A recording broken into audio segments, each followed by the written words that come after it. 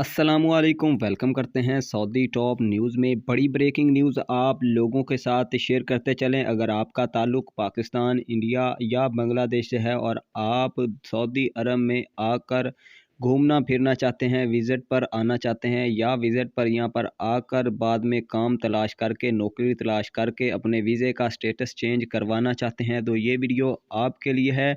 Saudi interior ministry की जानिब से नया नोटिफिकेशन जारी किया गया है, जिसके मुताबिक जो 90 दिन का विज़िट वीज़ा है उसको बंद किया जा रहा है नाज़रीन। और इसी वजह से बंद किया जा रहा है कि उस पर लोग सऊदी अरब में आकर यहाँ पर जॉब तलाश कर लेते हैं और बाद में एग्ज़िट भी नहीं करते हैं और वहीं पर ही नया वीज़ा लेकर वहीं पर ही जॉब लग जाती है उन लोगों की। और इस कानून को अब ख़त्म किया जा रहा है कि अब आप विज़िट वीज़े पर आकर सऊदी अरब में ना ही जॉब तलाश कर सकते हैं और ना ही आपको जॉब दी जाएगी और ना ही आपके वीज़ा का जो स्टेटस है उसको चेंज